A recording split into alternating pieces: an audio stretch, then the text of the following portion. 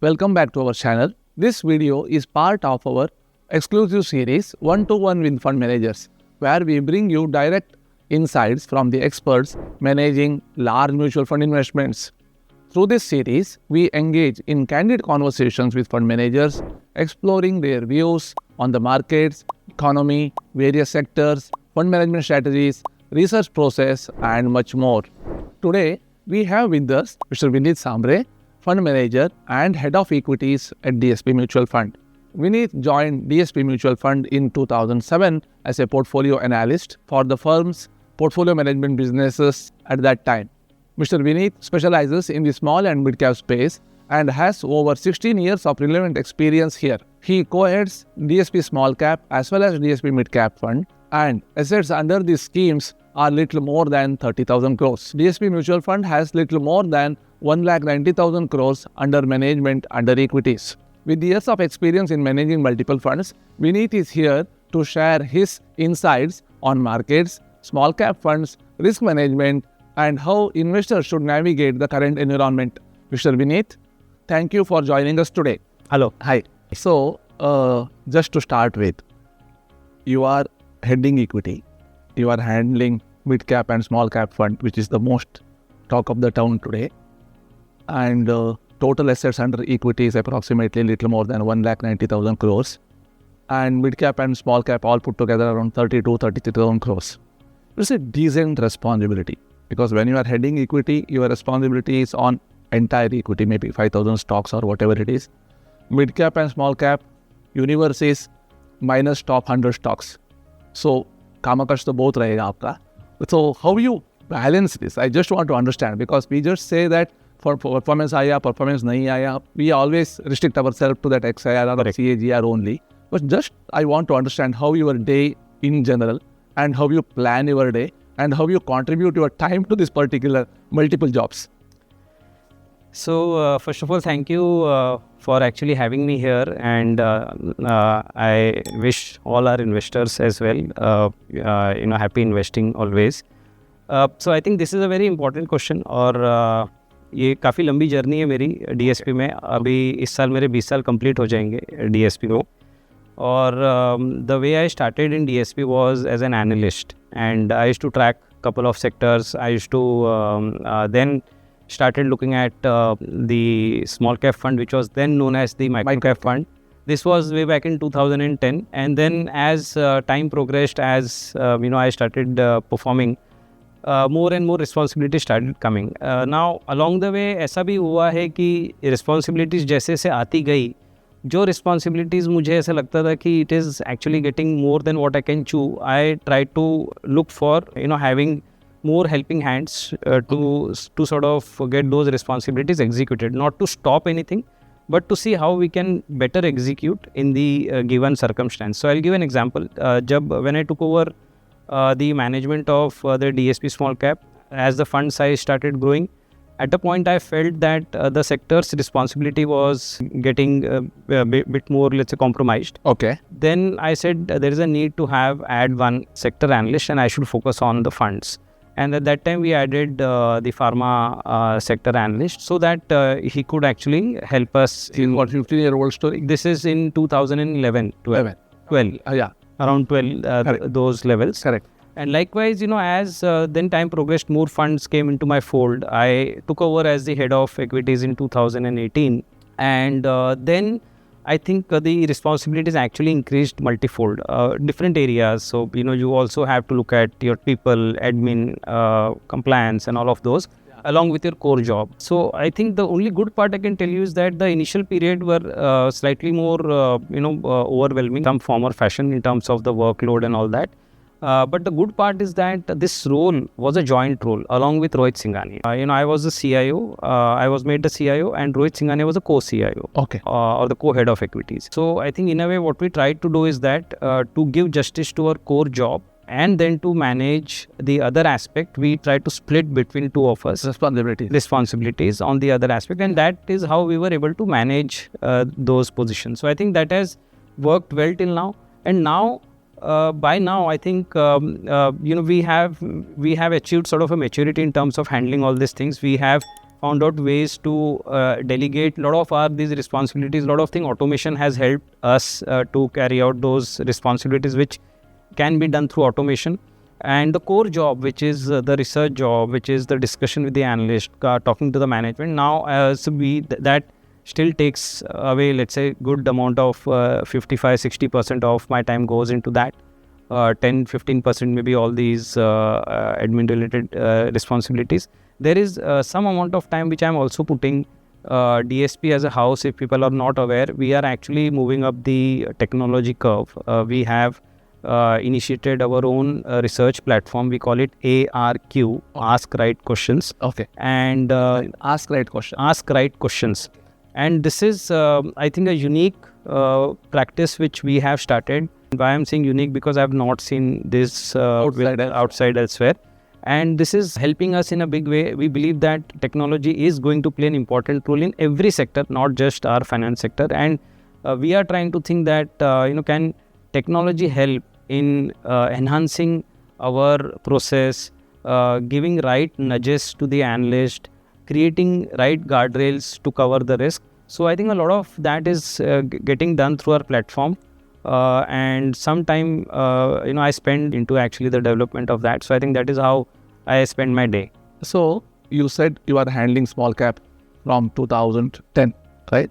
So today I was seeing online around 78, 80 stocks, correct? And what is the size of the fund? And 13,500 crore, correct, roughly. And why I am asking this specific question, some of the questions I will read out for the benefit of my customers. Yeah. And also viewers, I am putting the NAV movement of small cap fund in my remarks or at the bottom of the YouTube. It will really help you to understand how NAV moves over a period of time and how it behaves when there is extreme volatility in the market. This is for the benefit of the viewers that we are putting it there.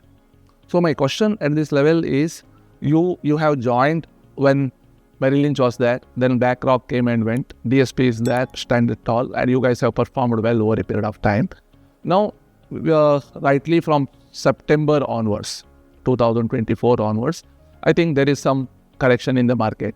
One bunch of customers would have been really old customers like us have forgotten that there is something known as correction. People who started investing from 2020, thanks to staying back at home during Corona time, good that we all survived and we are talking once again. Yes. So their experience, this is their first experience where seeing a 25-30% kind of correction in their NAV. Stock specific corrections are extreme, which we are not going to talk here today. So as such, my 2-3 standard questions with you, which I will read out and ask you, sir. How should one look at this category small cap as such? How to allocate funds to small cap as an investor? Is it good for them to put bulk or SIPs or STPs? Is it really the end of small cap? Because when you see today, whole world to some extent is controlled by narratives, right? Narratives is heavily by financiers everywhere. हजार तरीके का सवाल आते हैं. So let my viewers hear from the fund manager. So this question itself is maybe a little lengthy. My apologies. And in the long term, small cap and mid cap, can investors definitely generate better returns than large cap? 2-3 questions together. So let me actually start by giving the experience of, when this fund was started. It was known as DSP BlackRock Microcap Fund back then. Now it is DSP Small Cap Fund. And why this experience is important? So that it allows investors to navigate and maybe I'll able to cover all these questions in a consolidated manner. And even I will try to address some of the others which are left out. Correct. But if you remember, this fund was started in 2007, just at a peak of that GFC crisis. Global finance. And I started managing in 2010. But the history is that when we started this fund, immediately from Jan 2008 till September 2008, we saw a massive drawdown in this fund. So almost like a 70-75%. 10 has gone to 16. From there, 16 came to 5. 4 or 5, yeah. So investors who had, let's say, invested 100 rupees, he was actually seeing 40 rupees left as a part of that investment. Correct. Now, I think this is a situation which any investor would stand up and ask, "Abhi kya kare? Sab khatam ho gaya kya? What should one do?" Now let me just go through that journey during that period. From Jan 2008 peak, somebody might have invested 100 rupees in that fund. As I said, it came down to 40 rupees or 45, whatever that number is, roughly. Till up to Jan 2014, the money just came back to 100. So the capital invested was just about coming back in the matter of 6 years. He recovered his cost. He recovered his cost in a matter of 6 years, 6 long years.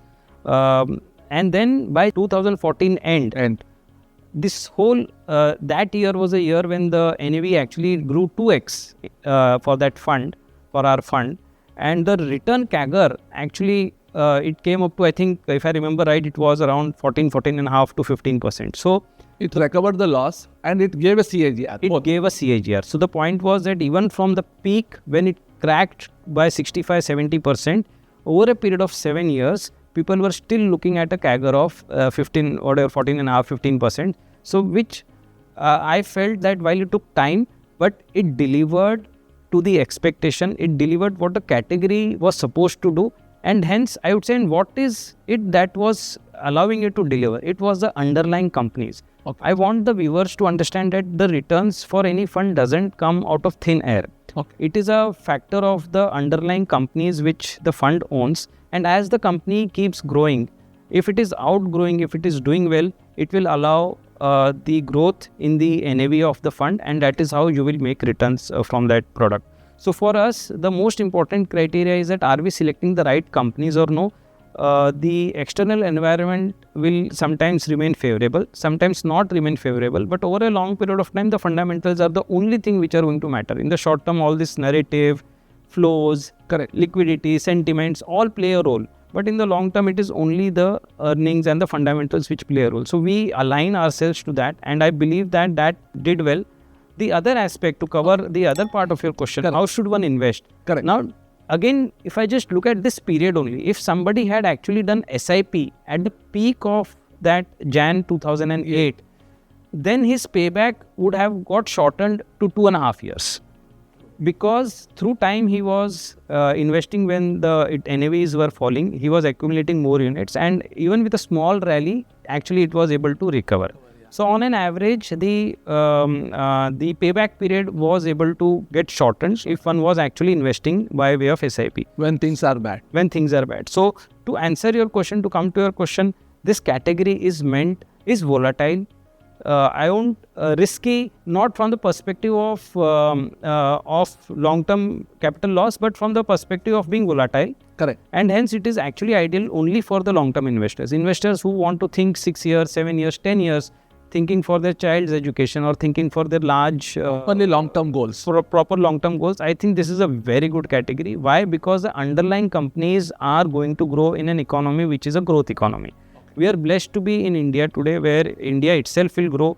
Small companies are finding ways and means to outgrow, and that is where we have to capture the outperformance. So first, it is meant for the long-term investors. How should one invest? When things are high, when it is richly valued, maybe you can look at a staggered way of investment, and SIP is working well, because even if it is going to fall, you will be able to accumulate at a lower levels.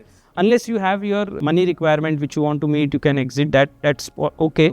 But I think that the way to handle this is that you invest through SIP, and I think that is how one can sort of carry out their own this one.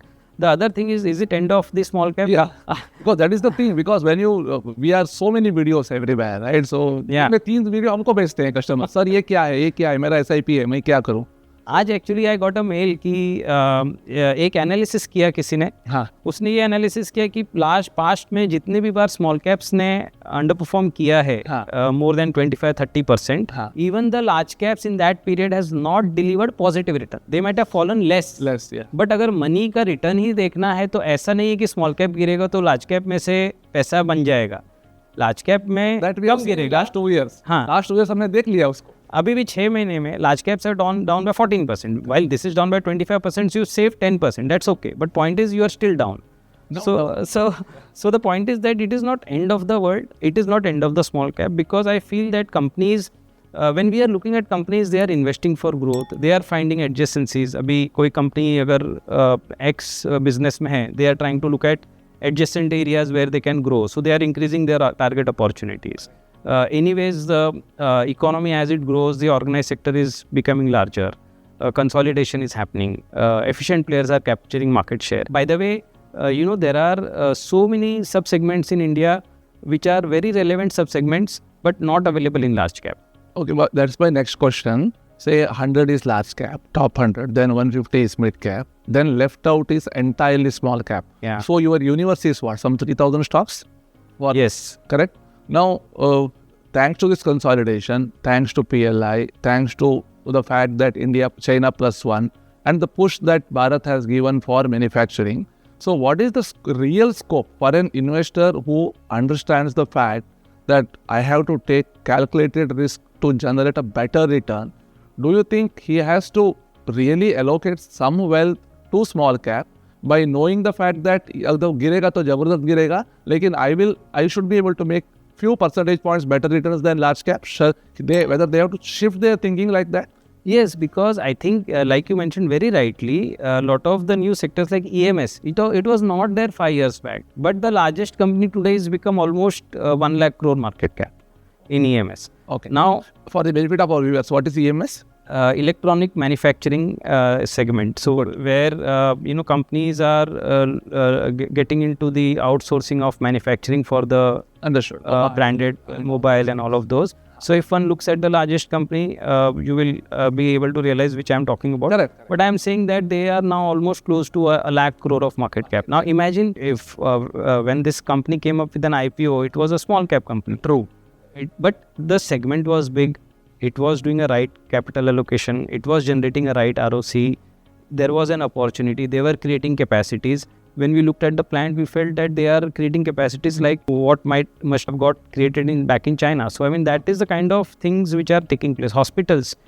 5 years back, I don't think that there were so many hospitals listed. Now, hospitals as a category, I think it is close to 4 or 5 lakh crore in terms of market capitalization. Now, hospital is a very relevant business. There is a need to get treated, to get operated, and there are less number of hospitals to cater to the population we have. So I would say that while we look at the share price and we look at the returns, but when I look at businesses, I see a real reason of being into some of these businesses because these businesses have good long-term potential. And by the way, many of them are still part of small cap, many of them are still part of mid caps, many of the auto ancillary companies which are actually global standard, they are exporting. They are only available in mid caps. They are in mid caps only. But they are catering to one of the largest. Auto is a big segment globally and in India. And I think these companies will keep growing. Now, how do you otherwise play and get benefit from this opportunity? So, one will have to invest in these companies. And anyways, because of labeling, they are part of the mid cap. Mid cap, yes. So, I would say that opportunity is there. Maybe we are at a high point. You have to be cautious. I am not saying that go today and start accumulating everything.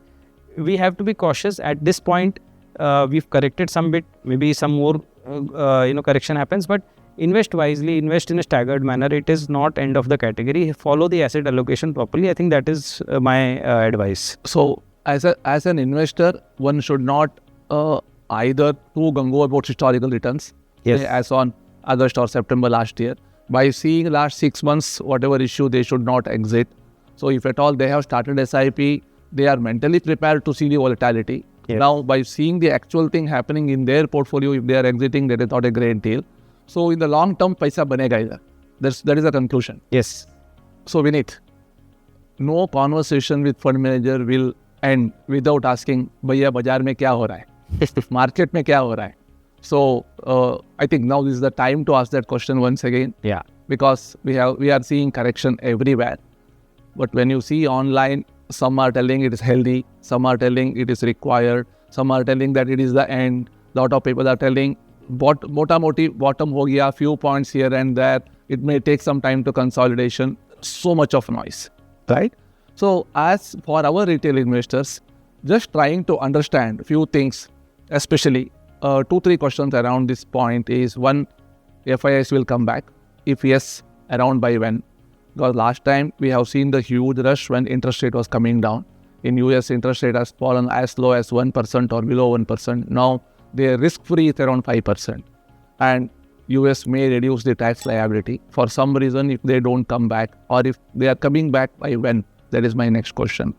We are also hearing the fact here and there that China is looking cheap. Money may go from Bharat to China. We are hearing some news around that. And last but not the least, our present president in US is a proper businessman. For some reason, if things settles down, if Russia once again starts attracting more money, that emerging money का जो पैसा उधर जाना है, if that is start going back to other places, how 2025-26 looks for Indian investors, Indian capital market, little broader picture for the benefit of our viewers, sir. So see, I think first of all, because this geopolitical situation is very, very complex and uncertain, I feel that the best thing to do is go back to the base rates and understand what is the driver, what is going to be the driver of returns for the Indian corporates, and will the companies which have slowed their earnings growth come back in terms of the earnings growth. Because I feel no matter what economy one is talking about, no matter what segments one is talking about, no matter what macro factors one is talking about, end of the day, money chases returns. Okay. And the color of money will shift. Color of money from domestic, foreign investors, but everyone wants return. When a foreign investor is actually looking at India, the bigger risk in their mind is a currency risk. If they are able to take a call on that currency, 3, 4, 5%, whatever that depreciation, then broadly, if they are able to generate 10, 11%, I think that's a good return for them. For Indian investors, multiple types of investors, retail investors looking at the back screen, they may want to have 20% almost on a 6-monthly basis. I mean, those are also sometimes, not well oriented in their minds, and hence those creates a lot of volatility in the. But the point is that till the time the economy has the power to generate growth, and the participants are well behaved. When I say well behaved, it means that they are generating decent ROCs on the capital employed. So India as a country today, we are at 15-16% ROC, which is a good number. I think we are, as a country, we have the highest number of companies with 15% ROCs, highest proportion of companies as compared to any other economy, except US maybe. So I think in that context, we have good universe of companies to select from, and hence I believe that money will sort of come back. Now, again, I want to take you back to the history to think of how the foreign investors think.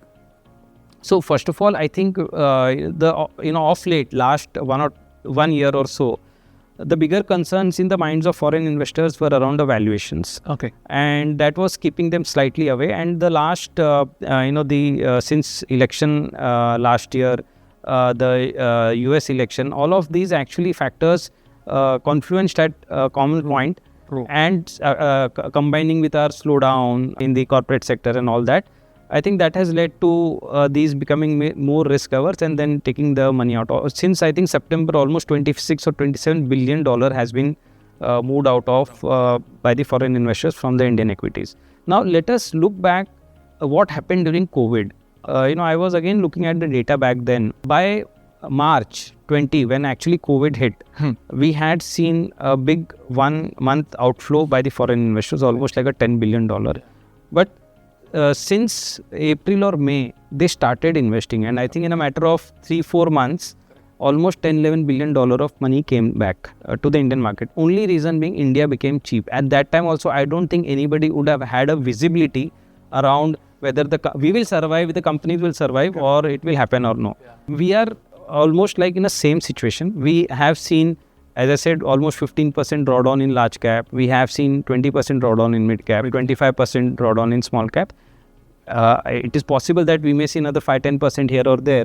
But point is that at these levels or slightly lower levels, our valuations are going to look attractive. Okay. Not that our economy has lost the ability to grow. So I would say that when one is going to combine the fundamentals along with the valuations and then ignoring what is happening at the macro, I think it would make a good case for foreign investors also to start looking at India, maybe now or as we progress more towards seeing slightly more correction. I think this would be a good point. So I would say, thinking from the rationality perspective, it would be a good time for investors to start looking at India, because the valuations have come down. Already rupee has depreciated. So from both perspective, I think it is making sense. So I would not say that it is going to be a scenario where they will never come back. That is not the frame of mind. And anyways, I think, as I said, the color of money is not there. So the domestic anyways are putting a lot of money. I believe that flow, because there is a pension fund which is now investing in all of this. So there is a lot of money which is still maybe going to be participating in the Indian equities. And hence I believe that from now onwards, if there is some more correction, this would be a good sort of point to look at. If you are sitting on cash.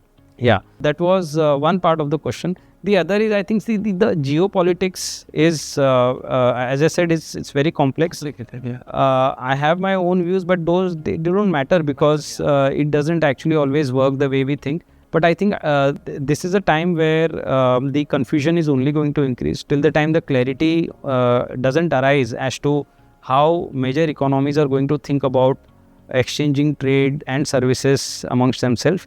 It will not be clear whether the economies are looking at inflationary pressures, the economies are going in line with their motive to reduce interest rates, because last 6 months we have actually seen in US 100 basis points of interest rate actually increasing when the expectation was that it will come down. So I think all these complexities are going to remain, and hence it is going to cause volatility. So till the time these dust settles, we won't see any kind of maybe visibility of growth, but the best investments are done in uncertain times. So I would say, from investors' perspective, they should not think of getting clarity on all of that. If they see good valuations, even if the uncertainty is around, I think that should be a good point to keep looking at equities incrementally. So Mota Moti should not worry too much. This is not the only correction we are seeing in our life. We have seen decent number of corrections historically. And I think in our previous question we were touching, index has fallen from 21,000 Sensex around 7,000. We have seen around 60% kind of erosion, but still it survived and came back. Yes. Now looking back to those incident, we feel today अगर वैसा हो गया हो तो मैं ज़्यादा पैसा डालता था. Now the incident is in front of us. Now we have to make up our mind. I think the conclusion that we have to arrive from this conversation is that financial planning is a must. Goal-oriented investment is a must. On a daily basis, what is happening in the market, we should not worry. At the end of the day, it is market. It is known to go up and come down. Shall we conclude like that? Absolutely. We want to understand a little bit more about DSP's approach around investments. See, you are a mutual fund company. Responsibility is very high, regulatory side, as well as people are investing with various size. Depending on their size, their risk appetite for that money. We just want to know, how is your team, how many fund managers, how is your analysts working, research team, along with that, how you guys will select the sector, or whether you guys regularly do a sectorial shift along with the market cycles. Under each sector, how you select stocks, maybe a flexi cap, how you select, for a large and mid cap, how you select, percentage of allocation, do you have any particular cap when you buy a stock? Little more thoughts from your side, how you operate for the benefit of our viewers. Yes, I'll just explain. See, first of all, I think there's a very sound and standard procedure, and over a period of time, I have only seen our rigor of the process improving. We have largely thought around how to build guardrails where we are able to reduce the risk. Equity is about risk management in a way. Identifying opportunity is part and parcel of our game, which we will do, and we will whatever it is required, we will use the resources, deploy resources to do that. But risk also is very important. So before I get on to that, let me explain the structure today. Okay. As a part of the equity research at DSP, we are almost like a 30-member team with 30, okay. Which also includes the support staff dealing. But the core investment team, including the fund managers and the research analysts, we are around 20-member team today. Now, the important point is that the research analysts are split in terms of their sectoral strength. So, we have analysts who are covering the pharma sector, analysts who is covering the banking sector. Likewise, for every sector, we have a sectoral analyst. Now, these analysts have spent a good amount of time in the industry. They are all very well experienced in the industry. Generally, we like to go for experienced people as far as our research is concerned. And that's how we want to sort of identify good ideas coming out from those research analysts. Nice. As a part of the process, till the time the companies are not part of our research universe, they will not come in any of the funds. So none of the fund managers are allowed to buy companies which are not part of the research universe. So let's say if a fund manager has gone and met a company, he likes the company but not part of the research, maybe he can indicate it to the research analyst that please cover this company and give your views, opinion, and then it will become part and parcel of our research. So, and the research is, I think, a very fundamental process where we meet the management, we understand the business, we look at the history, we look at the prospects of the company, we see how the broader factors around the cash flows, the ROCs, the earnings growth, correct, all these actually are looking like as compared to the other peers. And if you find merit, then that stock gets covered by the research analyst. Now, two important things which I want to mention out here is, this is one aspect of what companies we are covering. The other aspect is how do we cover the risk. Okay. Now here, again, very uniquely, we have a position of a forensic research analyst. Forensic research analyst. Okay. Yes, which we have actually set up in 2020, right in the midst of COVID. Okay. And we have a person who has been carrying out forensic research in his previous experience for almost like 10 years. Okay. And we felt that this is important because when we are dealing with all the companies and especially the small and mid caps, it is important to understand, are there any governance risk, are there any accounting frauds which are brewing in those companies, because we are not so much worried about the volatility of the company, but we are worried about a big capital loss around our company. So if we are able to eliminate some of the big capital loss, I think it's a job well done. So the word forensic comes there. So the word forensic comes there. And this guy actually does that kind of research. He has his own, across the sectors, he has his own parameters. He looks at some 50 odd parameters. 50 odd parameters. Many more, but 50 are the core parameters. He goes ahead and looks at some of the private sector businesses of the same promoter group. Those which are not public, they are available with, we have to source a document from ROCs and all of those. Correct. I mean, all publicly available document, but not easily available in the annual reports and all those. So all the documents are then sourced, and then if there is any gray areas which he is discovering through his research, he will dig deeper and try to come up with his views. And then when he finds that the situation is actually leading him to conclude that this is an area which one should not venture out, he marks that company as red in our forensic research, and then those companies we cannot buy. So I think that has helped us in a way, first hand, we are able to, let's say, eliminate companies. I want to also accept here that, this is a very difficult area.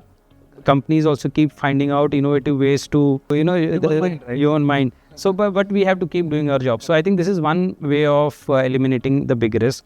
The other is that, as I told about this platform which we are building now, this has also come up quite well, by the way. ARQ, ask right question. So here actually we are building some, again, base rates proposition to give nudge to our analyst. Okay. So let's say if the analyst is covering a specific stock and he wants to recommend a buy, the software will say that, in terms of the valuations, this is trading at the top decile of the valuation in its history. Are you still wanting to recommend this? Okay. What have you seen? So it's just a nudge. It's not that to deter the analyst, but to maybe make him aware that this is a situation, you're still okay. So, this is how we are also creating, data points there, suggesting that if in the past, if this stock was bought at similar valuations in history, wherever it has traded at same multiple, has that created value versus the benchmark? So a lot of the data points are there. We can do a lot of the analytics around. एक factory है अंदर से, हाँ, तो अलग factory है. हाँ, तो वो खुद भी अपना एक एनालिटिक्स करेगा. आपके हाइपोथेसिस टेस्टिंग करना है वो कर सकते हैं हम लोग. तो उससे क्या होता है कि बहुत एक वो रिसर्च में भी एक तरह से सपोर्ट आ जाता है कि yes we have in a way looked at. So I think these are the guardrails which we are creating and allowing all these aspects to help build research, build qualitative research, come up with good recommendations, and that's how this whole process works. And all these exercises, whatever you are doing, it has given you dividends. Obviously, I mean, sometimes when I see companies which are failing and we don't own, those are the periods where we feel, and it was actually called out that these are the companies which you don't want to own, and we see those instances, we feel proud, good about it. One question I want to add here, our DeepSeek as well as Sam Altman. AI is influencing every industry now. I don't know whether our business is survived or not after 5 years. So under fund management, whether AI is really creating value? It is. So what we are doing is adopting it in a big. So again, our software, we have actually implemented the same. Okay. So all the notes. So the analyst, whenever they are meeting the management's channel checks, it is becoming part of our system. It is all written. The notes are written. The recommendations are also written. Now we are using AI to form a short update on our own notes. Ki, let's say my 5 notes. Abhi iska mujhe summary batao ki what is it I am talking about. So that we have started using. We want to, of the transcripts, we want to make a small summary of the transcript, whether it is positive, negative. So all those things we are trying to take help from. Eventually, this is a plan in our mind that this software should be able to read the decision making of the fund managers, the basis of those decision making, and whether those thesis compared to the environment in which those decisions were taken, how over a period of time they have worked out. For us also, it will be a reflection, introspection that when we take certain types of decisions, those have not worked well. Maybe we should. So I think that's how maybe AI will help. Maybe there are more use cases we are not aware, but it will reduce lot of mistakes. Help us to understand historically what we have done, uska result kaise. Correct. और हमको भी ये journey है, हमारे लिए भी learning है. So maybe I can call that we are slightly ahead even here. So hopefully that works well. As the head of equities at DSP, specifically, if you really go out and see in the market, there are different themes, right? Growth, value, growth at reasonable price. So it's a big story around that. So you are heading equity under you, that is under equity world of around 1,90,000 crores. You specifically follow any of these things specifically to a scheme or a segment of stocks, or how these particular themes you guys are adopting? There's a reason why I'm asking that question. Later I will ask that question once again. No problem. So see, actually what we are doing is that within our team we have different flavors in a way.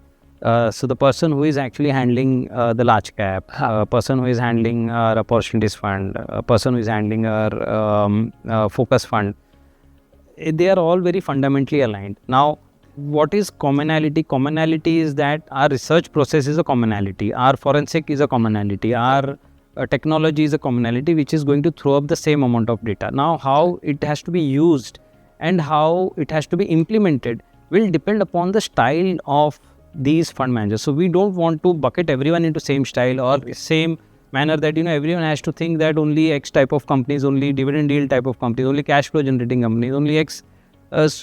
Somebody is more, let's say, valuation conscious. He may not want to buy an expensive stock. Somebody is seeing that the stocks are expensive, but they still have a good legroom available for growth, good ROEs, good capital allocation, good management, and they are adding more, capturing more and more opportunities. So he may want to add. The point being that these styles are in different formats are represented in each of their fund management. As you actually meet all of these fund managers, you will come to know what styles they are actually following. But we are promoting that till the time it is rational. It is not moving significantly from the base case kind of a scenario. And anyways, when we are creating our own universe, we've created so much of guardrail. We know that broadly, we know a lot of the big risks we have anyways covered. Okay. Now let the fund managers basically implement their style and framework in their funds, And the way we want to measure them is that they should be able to beat the benchmark. So now they know they are aligned, they are matured, they know what has to be done, and within their framework they are able to execute. Other thing which I wanted to also highlight here is that I think we again are unique to have shared all our fund framework document by all the respective fund managers, which are available publicly, and hence I would say that once you read those, once the investor is aware about what and how it is managed, then I think it will create that sync or what do you say, alignment. Investors will be aligned to how where they are allocating the money to, which fund manager they are allocating the money to. Okay, that's how you operate. So you are not specific to growth or value or. So personally, I am growth at reasonable price kind of an investor. Okay. Rohit is slightly more value conscious. Abhishek Singh is having a value orientation. Bhavin is more aligned to the expected growth and capital efficiency framework. So we have a bit of difference in fund managers there.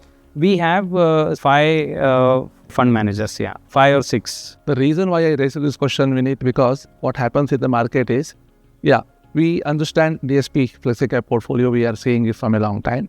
So there are some schemes which are with value concept, with growth concept, with. And I was hearing to the latest presentation by Howard Marks.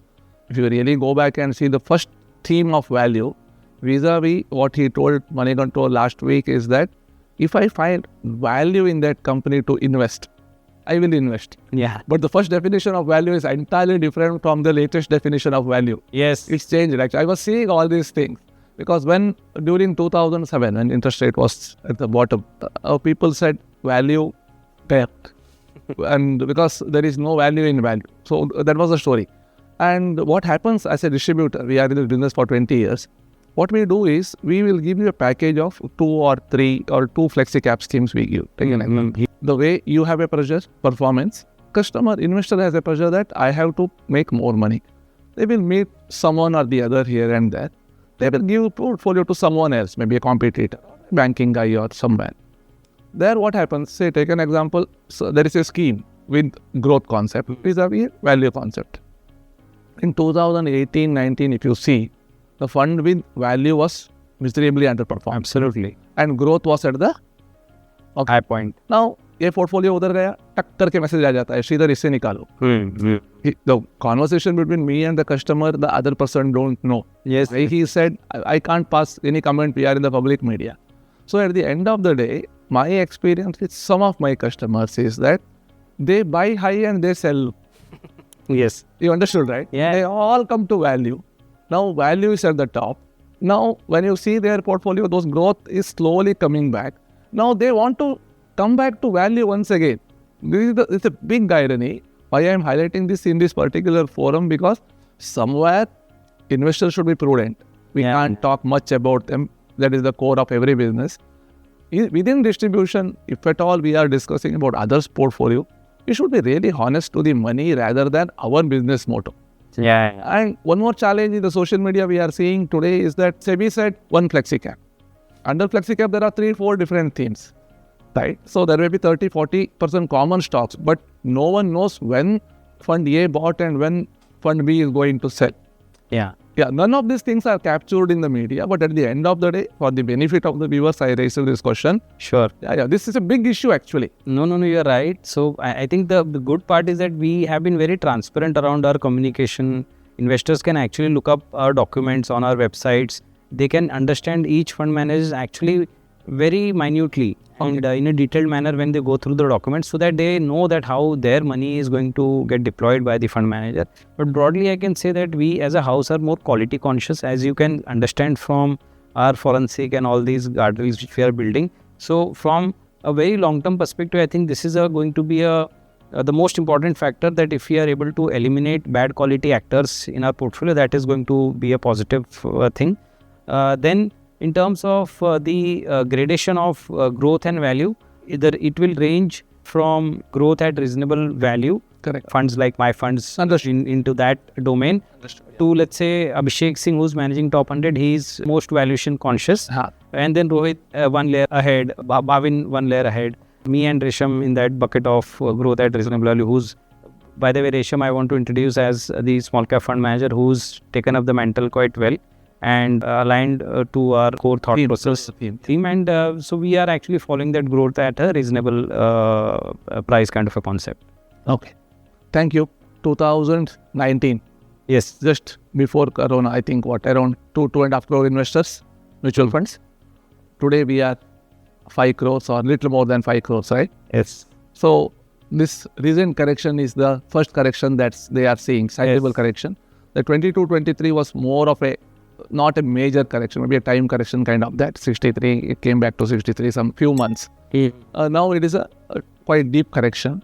What is your communication? Because you are into this for almost 2 decades now. Entire transformation happened. The way people think changed, the operation got changed, structural change. So what is your piece of advice with your 20 years of experience handling such large money for the fresh investors? See, I just want to mention that this is a very long-term game. This is not about money made today, tomorrow. Okay. It is a long-term asset class. It is an asset class which will keep delivering till the time the underlying companies are growing. Okay. And hence, even if the investors are facing these near-term setbacks, it is not a permanent setback. I would advise investors, if they have allocated well, I think the important thing is to allocated well in a sense, financial planning properly, asset allocation.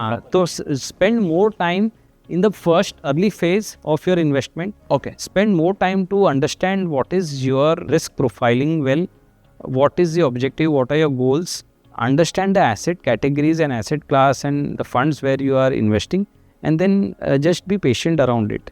There's no point in actually getting worried too much, and the nature of equity is to be volatile. One can't, the very nature of the product. It's just that last 3 years we didn't see that doesn't mean it will not happen. It has to happen, and that is where the charm of the equity is actually, because it actually moves the capital from the impatient to the patient. So I would say that it's a wealth creation category, asset class.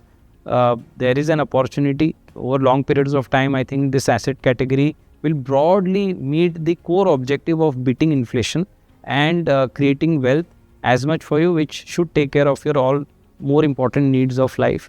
And hence, from that perspective, I would say that just be patient. Keep looking at your asset allocation at every intervals, and if it requires some change, keep doing that. And broadly, I think stay put would be my sort of advice. So at the end of the day, they should follow financial planning, absolutely, asset allocation, match products which suits their requirement. Yes. Historical return should not be the criteria for you to select the particular mutual fund. Right. Is that the conclusion? Yes. Thanks, Mr. Vinit. Thank you. Thanks for your quality time during your busy schedule. We will keep in touch with you again whenever we need such kind of interactions for the benefit of our end users. Sure, it was absolutely my pleasure. Thank you so much, and all the best to you. Thank you, sir. Thank you. Viewers, we are quite confident that this kind of conversations are quite useful for you to understand how fund managers think. These videos also help you to take right decisions on your way towards your financial independence. Do subscribe to our channel. If you found these conversations are quite useful, don't hesitate to like us, share these contents with your friends, colleagues and dear ones. Do follow us for more episodes of One-to-One with the Fund Manager. See you next time.